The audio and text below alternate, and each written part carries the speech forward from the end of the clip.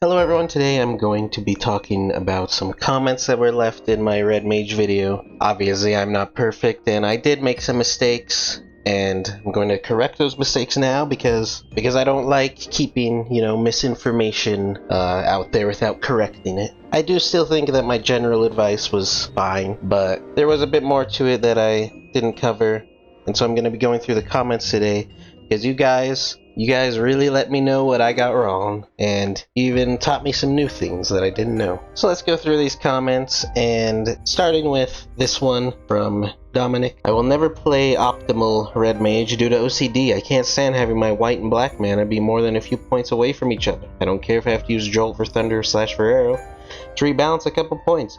What good is damage if my numbers are different? I can barely deal with them being odd numbers half the time. Drives me nuts. I mean, yeah. You don't have to play optimal to do, any content in this game, to be honest. So, that doesn't really matter. Unless you're gonna start doing ultimate, you don't need to worry about playing super optimally. I mean, we're talking about the difference between, I don't know, a couple percentage points of DPS. It's not that big of a deal, but if you are gonna do hard content, maybe don't do Red Mage. Since that's a problem. But I don't know. And next, from Rubius. Sorry if I get your names wrong, by the way. Honestly, the best information in this entire video is the bit about staying near the boss. It drives me absolutely insane to see some black mage 100 miles away, spamming Fire 1 or, God's forbid, a machinist who's just running around the arena in circles. Just stay still until you have a reason to move. Just stay near your group. If you don't do these two things, you are a bad player. I mean, yeah. I think that really is the best information that I could give. It does drive me nuts, especially when I'm healing, and I do an AOE heal, and I'm like, why didn't everyone get hit by it?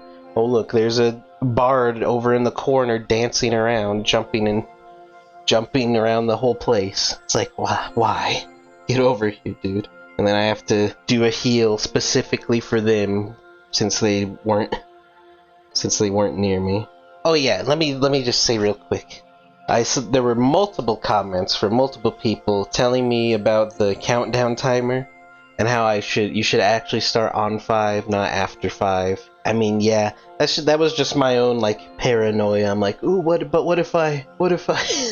what if my cast hits the boss before the tank gets the pull, and then I get aggro for half a second before the tank gets it? It's not a big deal. But yeah, just when the 5 shows up, right when the 5 shows up, the second you see the 5, just start casting, and it won't be a big deal. Aklikoff, sorry if I get your name wrong. They timestamped this part and said, correction, in this case you still wouldn't use Jolt, you'd use Embolden and Magnification, use your melee combo while the cooldown's finished on Acceleration or Swift Cast. Well, yes, that's assuming you have Embolden and Magnification available, or at the very least Magnification, but, usually those are going to be on cooldown for a lot longer, and usually while they're on cooldown, I do not have, when you lose both of your accelerations and your swift cast, that's still also down, although there have been times where acceleration, swift cast are both down, I don't have a proc, and then, yeah, I do see that Embolden and Magnification are ready to go, and then I just pump those out. But yeah, Embolden and Magnification, since you're using them on cooldown so much, when you lose your accelerations and your swift cast, it's very, very likely that you may not have Embolden and Magnification ready, but in case you do, then yeah, you would want to use that instead of using Jolt. And then this comment from ya boy KG, talking about when there be concern over Fletch / Contra 6 drift or after the melee combos if you end up spinning both accelerations and swift cast. Drifting Magnification and Embolden would be concerned too. And I didn't quite understand what they meant, so I asked for more clarification, and they kindly told me. Red Mage effectively operates on a 5-second GCD due to how dual cast works. Now with a cooldown of 25 seconds and 35 seconds respectively for Fletch and Contra 6 for each, this is fine. The problem is that the melee combo plus finishers are about 12.5 seconds on in total, 12.7 to be exact, without any spell speed. This means that you're going to drift either your GCD if you want to use those off GCDs on cooldown, or you're going to have to drift the cooldowns of the OGCDs. So the balance says to use either Swift or Acceleration after every melee combo to prevent OGCD misalignment. Constantly spinning Acceleration Swift will make misalignment more likely.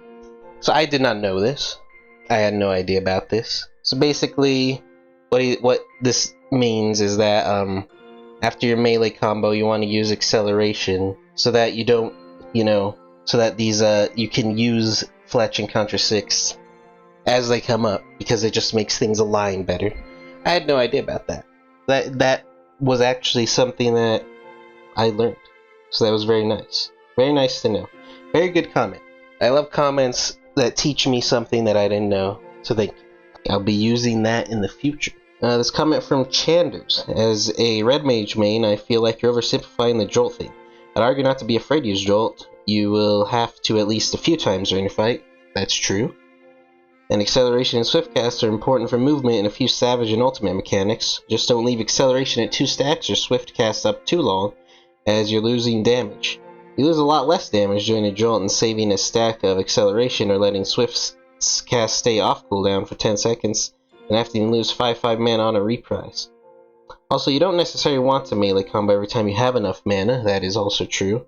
When going in every 2-minute window, you need to have between 32 and 82 mana, and you time your melee combos to make sure that that happens. If you have more than 92 on your higher mana and 82 on your lower one, you'll overcap when you Manification. Yeah. If you mess this up, it's generally still worth hitting and wasting some mana on overcap, opposed to letting Manification desync from Embolden and the other 2-minute raid buffs. I mean, yeah, it was a bit of an oversimplification. I think that's a lot of people's complaint with that video was the whole don't use Jolt thing.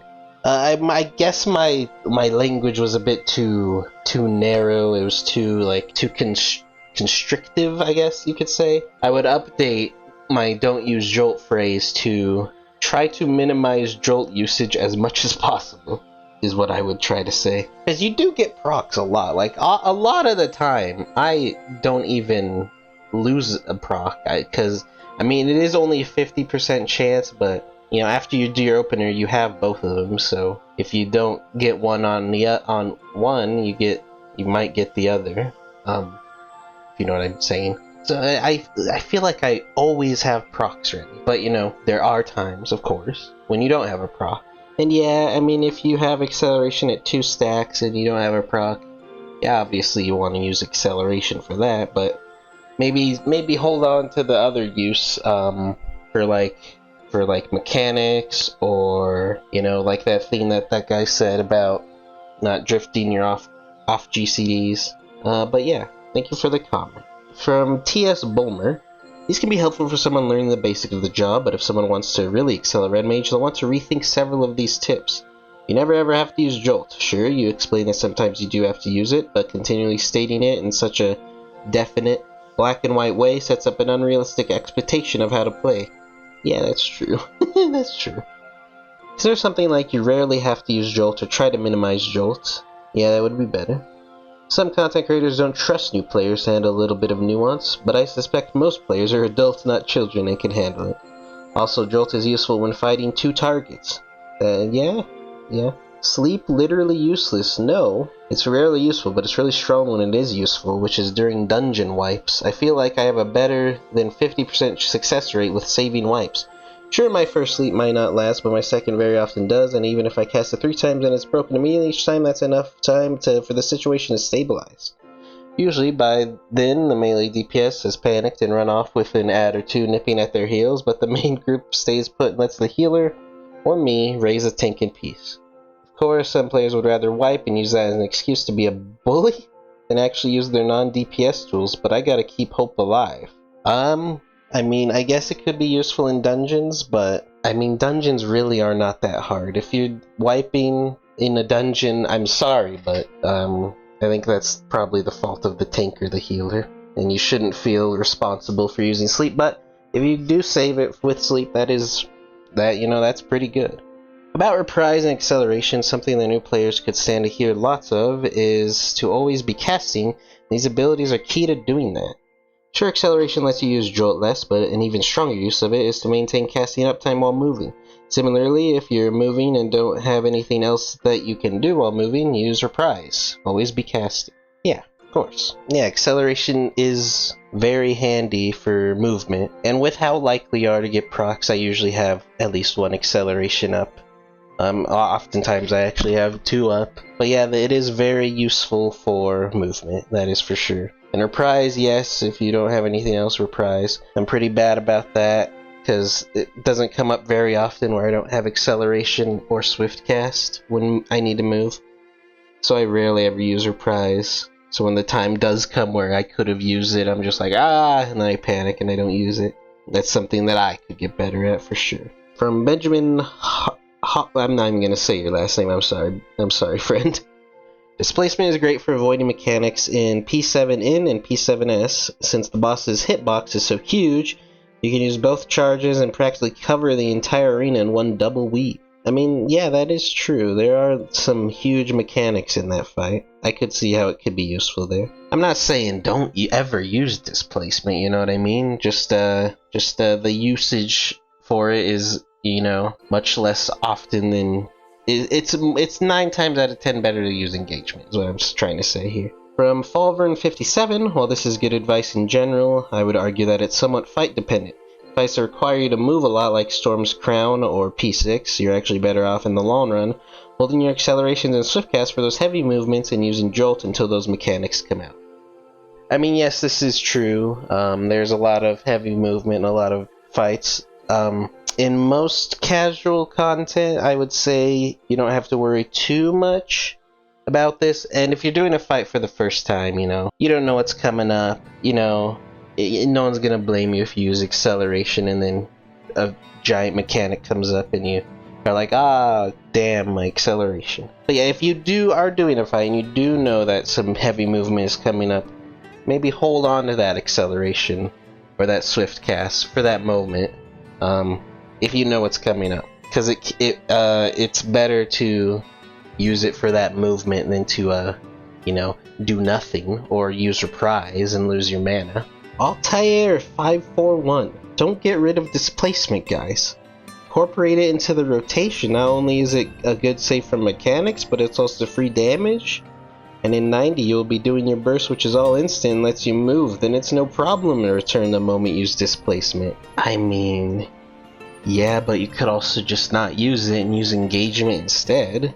I'm not saying to get rid of displacement. It can save you from a mechanic, but I mean, 9 times out of 10, if you're in an AoE on the ground, you can just get out of it during your dual cast. Because it's not gonna last it's not gonna pop up and then go off instantly.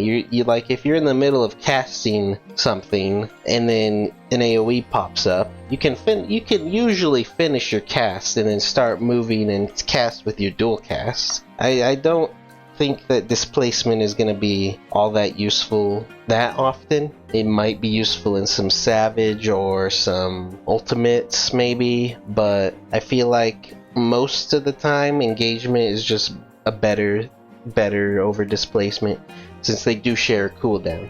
You know, engagement, you don't move, so if the boss doesn't have big AoEs they have to move out of, you're just already at the boss when your melee combo is ready. But yeah, I mean, you do get a lot of movement during your casting part of your melee combo. So, I mean, I guess it's not that big of a deal if you use displacement, but also engagement is just a better option, 9 times out of 10. And you should just be using engagement on cooldown, really. It's just for more damage. So, the time where displacement could be useful, you know, you shouldn't even have it available, to be honest. And you should just move with your dual cast or pop acceleration or swift cast. I don't know why you push that narrative to not use Jolt, because RNGesus says, well, I'm not going to give everyone optimal procs, so some unlucky bastards have to use Jolt. Yeah, yes, this is true. This is true. I'm not saying don't use it. I'm just saying, if you have your procs available, or you can get a proc, that is better in most cases than using Jolt. That's all I'm saying. Again, I think I should have changed my don't use. I was just trying to be like, here's some strong language, so to get this point across. But I guess it was a bit too much. I should have just said, try to minimize Jolt usage as much as possible, or something like that. From Balthulu, a beginner's guide that assumes you're level 90. Sarcasm, thanks. I mean, I do find this comment a little funny because, I feel like this person thinks that just because you're level 90, you're no longer a beginner. First of all, it really doesn't take that long to get to level 90 in the first place. And a lot of the content that you'd be doing right now, if you started playing Red Mage right now for the first time, is going to be level 90 stuff. As soon as, you level through everything. Most people are going to focus on leveling before they try to, start going, okay, what can I do better? Like, if you look at what I have at level 90, Bard, Dancer, Astrologian, these 3 specifically, I have at level 90, but I would not consider myself well versed in them. I'm not very good at optimizing them. I try my best. I follow, Wes Galber's guides, and try to optimize off of those, but I'm certainly not doing the best job ever when I play these Bard and Dancer, just because I don't have enough experience with them, and Astrologian just because I just hate it, really, to be honest with you. I just hate it. But Red Mage, I play a lot. I've played a lot of Red Mage. I play it all the time. Also, wow, I really need to repair my Reaper, I played all of Endwalker as Reaper, so I'm pretty good at Reaper. Also, Reaper's piss easy, but still, Black Mage was my first class, so I'm much more familiar with that. But if I was going to start playing Machinist, as soon as I hit level 90, I'm not going to be like, ah yes, now I understand everything. I mean, you get a new spell at level 90, first of all. So, of course, you're not going to be an expert when you hit level 90. I mean, and this reply said it well. I mean, you blast through the level so quickly that it would make little sense to make a guide on any other level of Red Mage. Besides, all of the currently relevant duties that require players to execute their rotations, anything approaching a high level are going to be endgame fights. It'd be strange if this guide didn't focus on level 90. I mean, yes. I assume most people, when they start the game, they do everything they can in the free trial, which is up to Heaven's Ward.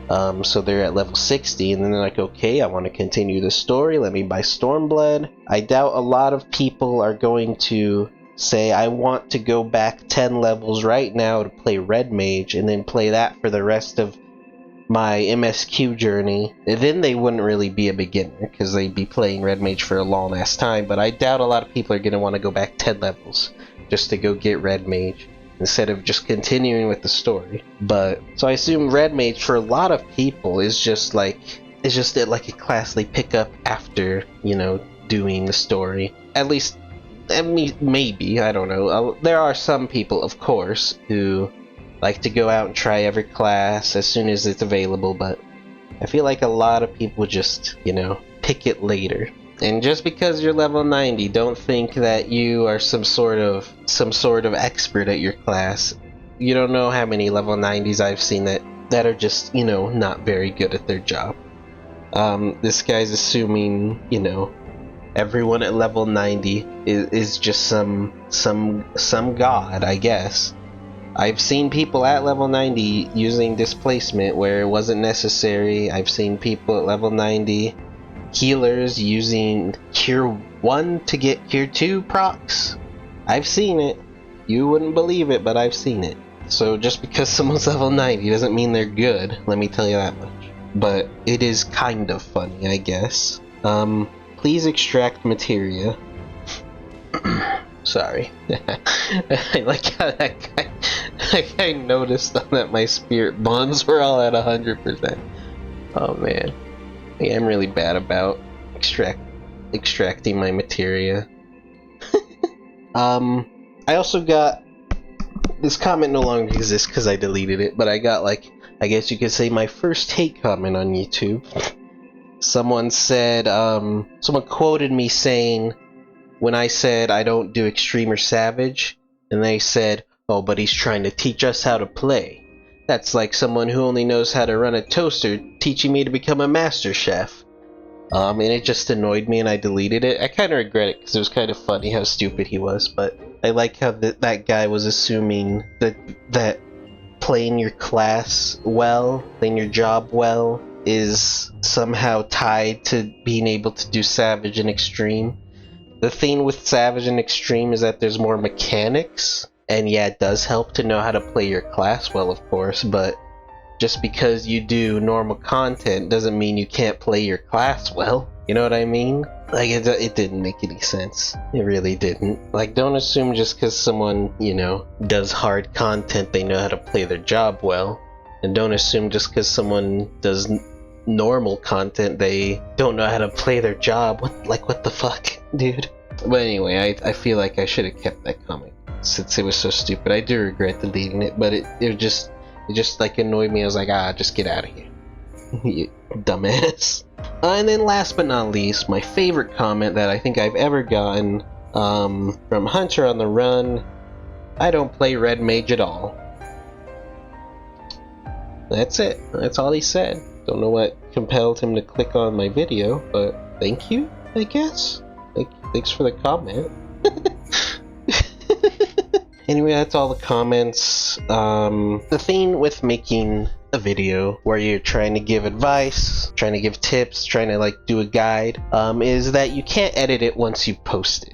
I think Misshapen Chair said this in one of his videos. But like when you put out a guide, put out advice, whatever it is, you can't, you know, edit the video afterwards and replace that information. You could take the whole video down and put up a new video, but like that's kind of going to the extreme there. Like if I had made that video into like a blog post or an article or something, and then someone says, "Oh, your language of don't use Jolt is too strong, maybe add a bit more nuance to it," I'd have been like, yeah, you're right, and I could just edit that. But you can't just go back to a video and edit it and replace the entire text that I put on the screen with something else and replace all my words. It just doesn't work that way. But you know, it is always a risk when you're making a video like this that you're gonna get some things wrong, and oftentimes you are gonna get some things wrong, or you're not gonna explain things well enough. So I just wanted to make this video because I didn't like that video had some little bits of misinformation. I still think the general advice was good. I would change my text from being so strong to like, here's my 2 tips. 1, try to minimize Jolt usage as much as possible. 2, 9 times out of 10, engagement is better than displacement. Something like that. So I was a bit worried when I put the video up, but you guys are quite chill, quite cool. You let me know what I got wrong. Some of you were very kind, said thank you, great video. So thank you for watching that video. I just wanted to get some corrections out there, since I did get some stuff wrong, some stuff I could have, you know, explained a bit better, and some new information as well. So thank you for watching. I still have a healer video planned. I'm going to talk a bit about healer, but that'll be for another time. For now, thank you for watching. Stay red, as I said in the first video. I don't quite know what that means, but keep on keeping on with your red mage. I'm sure that, you know, there's gonna be a lot more comments after I post this video saying what else I got wrong, but I probably won't make a part 2. Just know that I'm not, you know, infallible. I do make some mistakes. I just wanted to give some advice out there, but of course sometimes you get things wrong, and that's okay. We're all just chilling, we're all just having fun playing this game. Of course, if you want to get actually good at Red Mage, actually optimize Red Mage, there are resources out there like the Balance and other resources where you can read more into Red Mage optimization and stuff. I wasn't trying to like tell you how to play optimally, I was just giving some general advice that I thought was helpful. I guess there was more nuance to it than I thought, though, with stuff like Jolt especially. Like, I was convinced, like, man, I should never ever want to use Jolt. If I could use Jolt 0 times, that would be great. But I mean, yeah, and it would be great, but that's assuming you never ever lose a proc. But anyway, thank you for watching. Don't take everything I say like as holy word or anything like that. If you want to actually get good at Red Mage. They're much better resources than my stupid little video where I just try to give some general advice. I do still think the displacement advice was nothing wrong with that, because engagement is just way better most of the time. But anyway, thank you for watching. I'll see you soon. I'm rambling, so thank you for watching. See you in the next video. Stay red. Goodbye.